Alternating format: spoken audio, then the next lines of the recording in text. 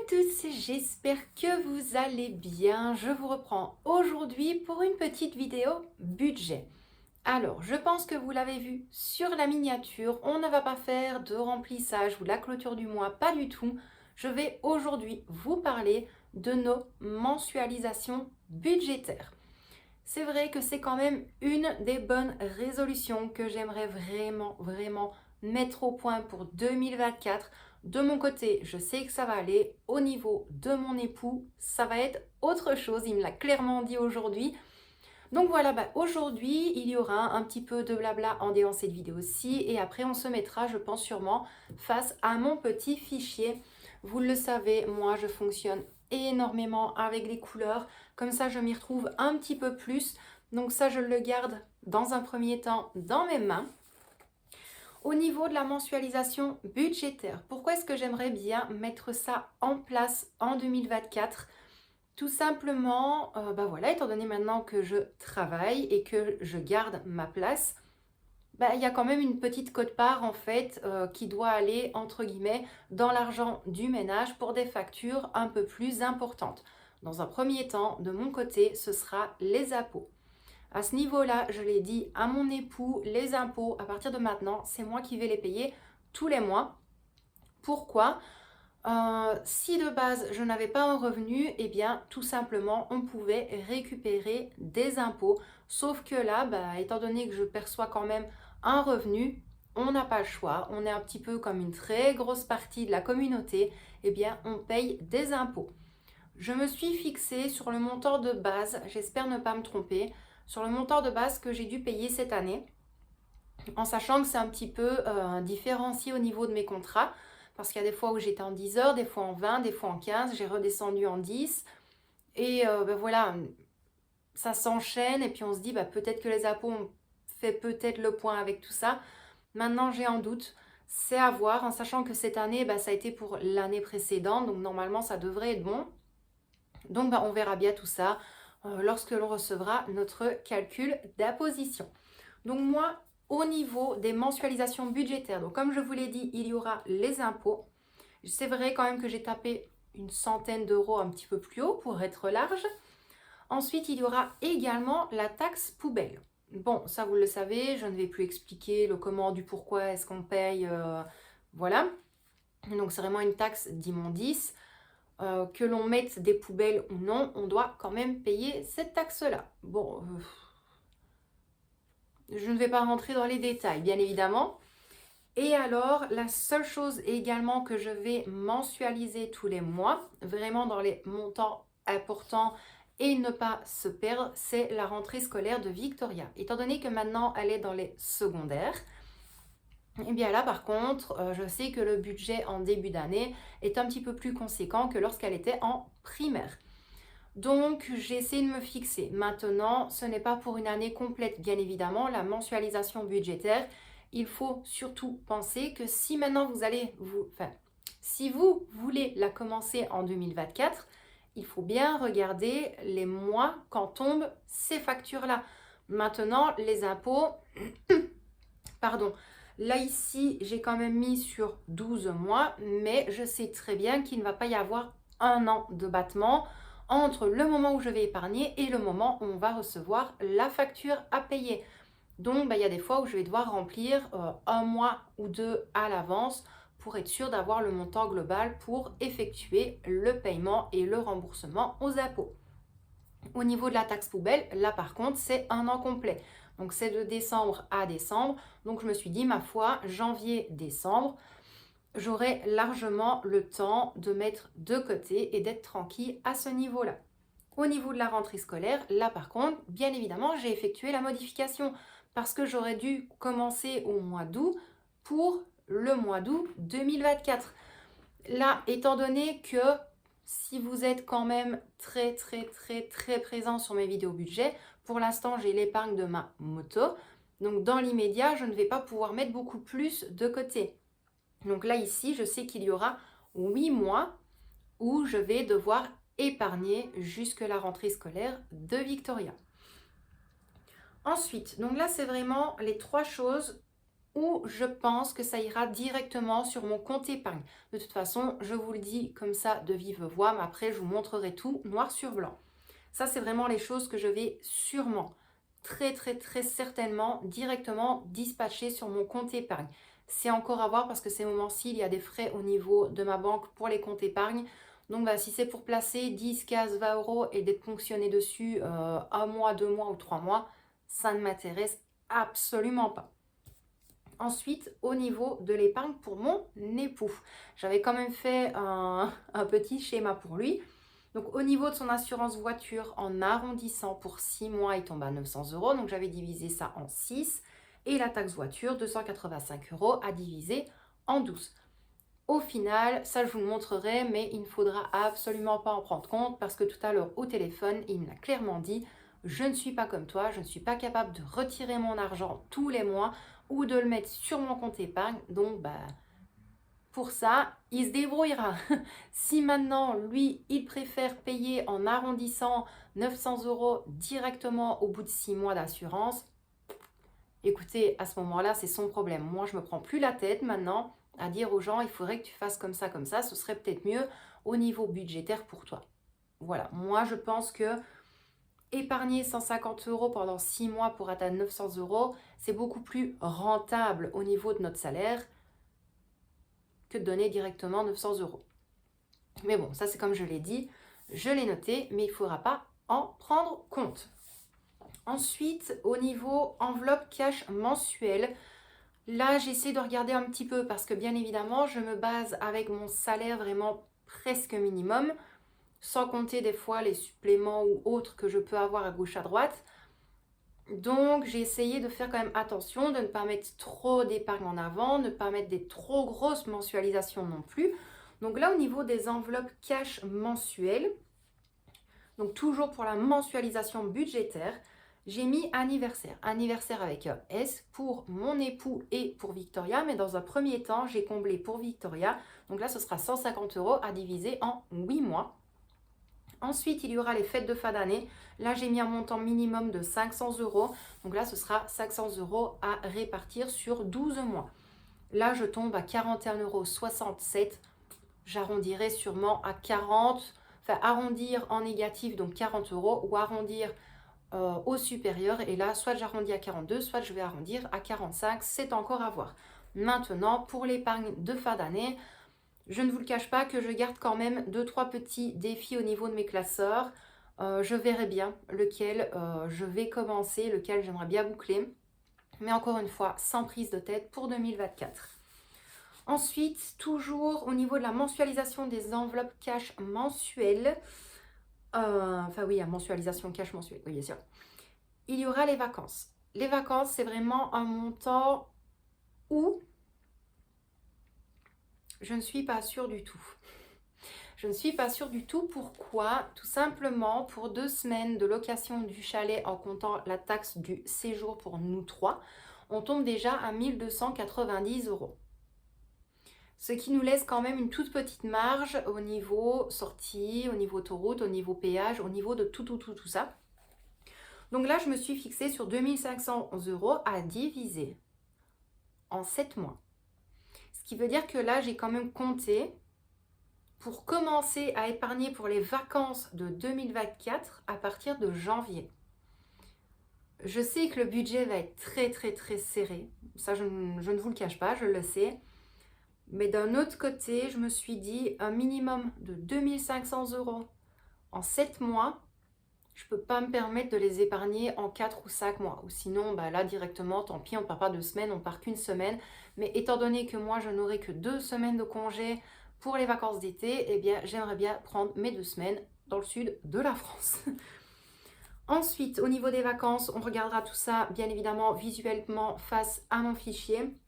J'ai mis les différentes catégories et à côté, j'ai inscrit carte bancaire, cash, voilà, pour que je puisse un petit peu me projeter dans ce que je vais garder en cash sur moi et dans ce que je vais devoir utiliser avec ma carte bancaire. Alors, ensuite, au niveau de, enfin, pour moi en tout cas, donc au niveau du compte épargne, je devrais à peu près déposer 63,75 € tous les mois pour combler la taxe poubelle, les impôts et la rentrée scolaire, dans un premier temps.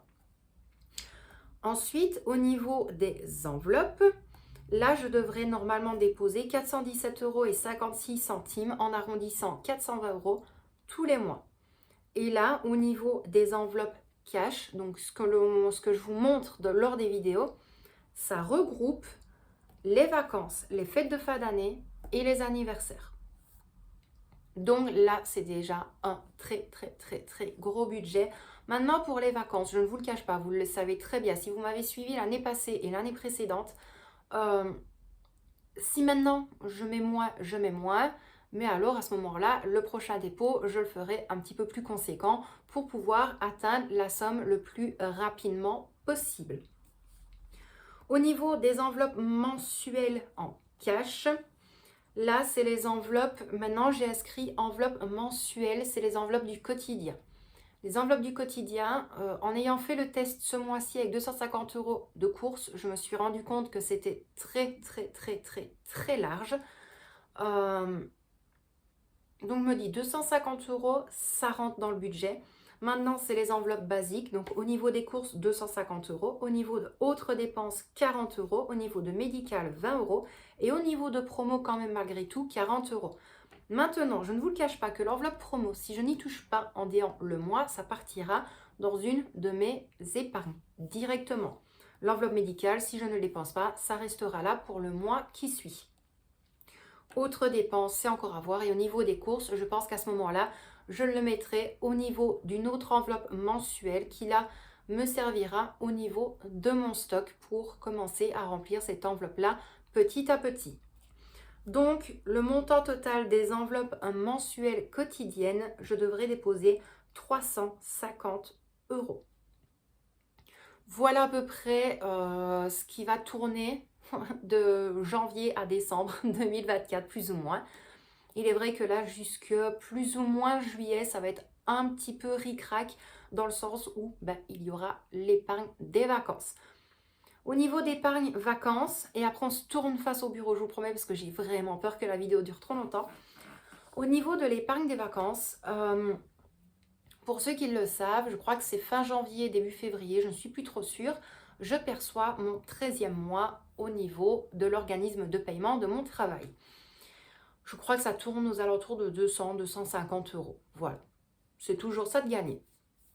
Mais par contre, cet argent-là, je ne compte pas le placer au niveau des vacances. Si maintenant, au plus grand de mes malheurs, parce que ça c'est vraiment un malheur, si maintenant pour janvier, je n'ai pas l'argent total pour payer le reste de ma moto, eh bien je prendrai cet argent-là directement.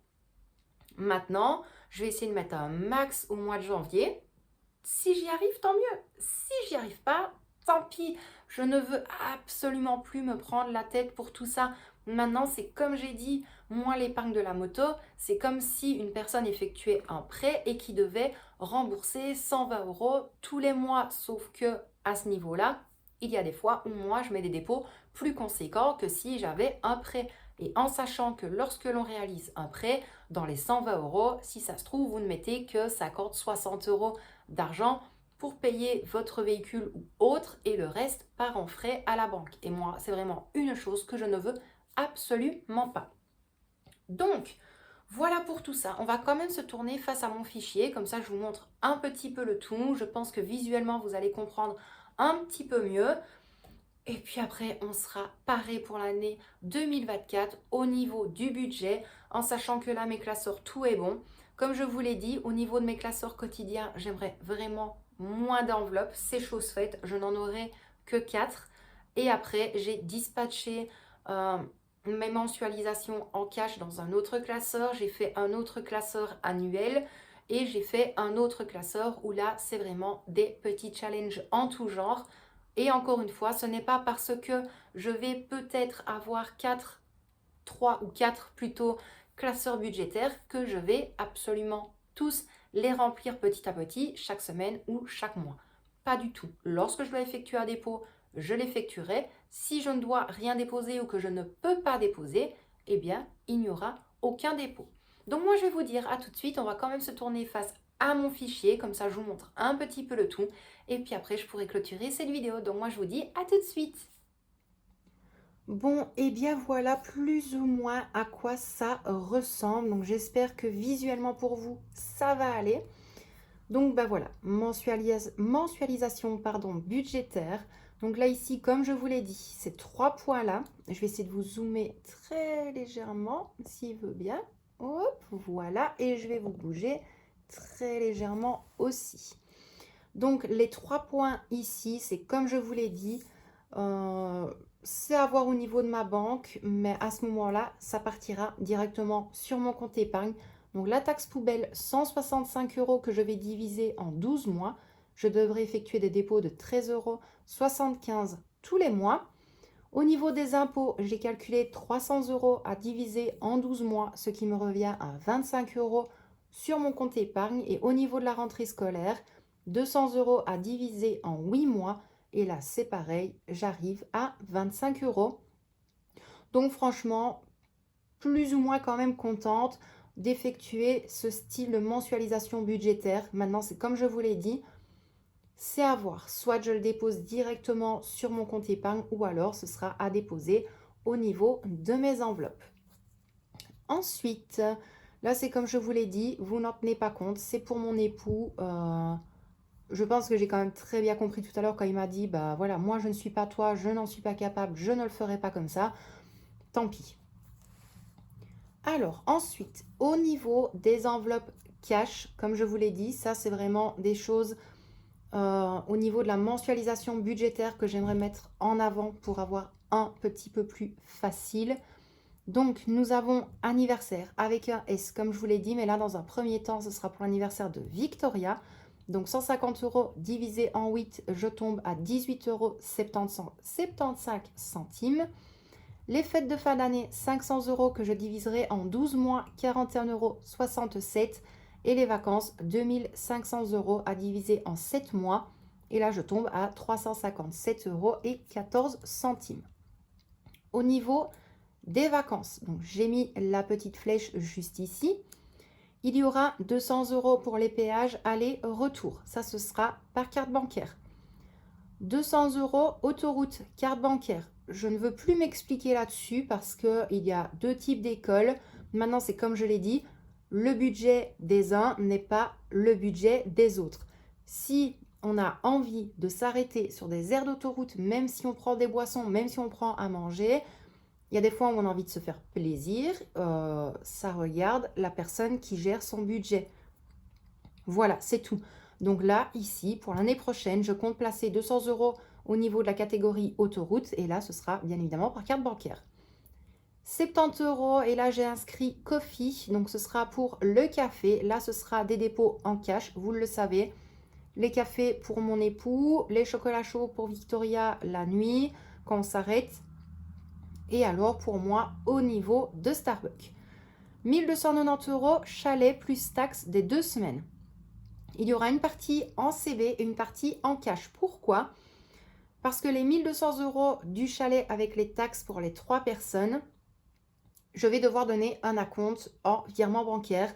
Donc, il y aura une partie en carte bancaire et le reste, ce sera à payer en cash sur place. Ensuite, au niveau de l'enveloppe course pour les vacances, je placerai 350 €, ce sera en cash. 500 € pour les plaisirs et sorties, ce sera en cash également. Et 150 € pour l'hôtel, ce sera en carte bancaire. Là, c'est la même chose. C'est pour mon mari parce qu'il est tout seul à conduire. Et voilà, hein, on ne se le cache pas quand même qu'au fil des années, quand on prend de l'âge, on a quand même malgré tout besoin de repos, même s'il aura un petit peu plus de battements au niveau de ses jours de congé lorsque l'on va partir. Mais il y a quand même la fatigue du départ. Donc là, un total de 2760 €. Au niveau de la carte bancaire, il y aura 1550 €. Et au niveau des enveloppes, il y aura 1210 €. Donc là, c'est vraiment un montant total. Donc vous voyez quand même la différence. Ça, c'est le montant minimum que j'aimerais bien épargner. Et ça, c'est vraiment le montant maximum par rapport à toutes les différentes catégories. Donc comme je vous l'ai dit, à mon niveau, au compte épargne tous les mois, 63,75 €. Si ça va sur mon compte épargne, je fais partir le montant exact. Si ça a placé dans les enveloppes, je retirerai 65 euros. Nos prises de tête.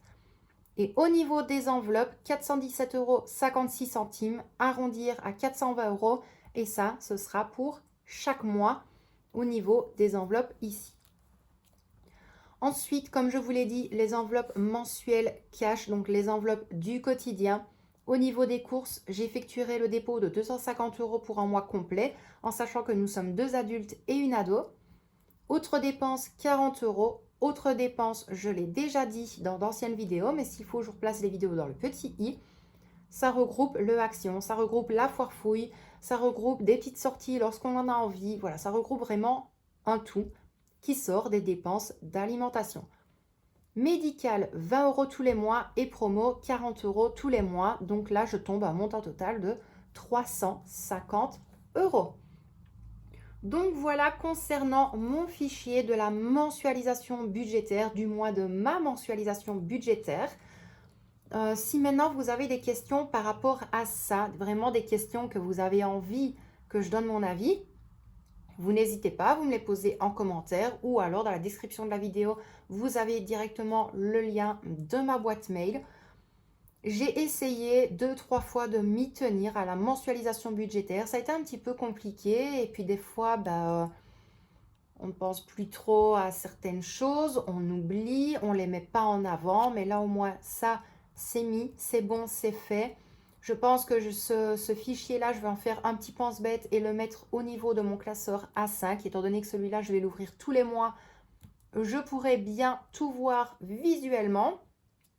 Donc, voilà, j'espère malgré tout que cette vidéo vous a plu parce que beaucoup de personnes me l'ont demandé sur Instagram de savoir si j'effectuais pour l'année 2024 2-3 mensualisations budgétaires.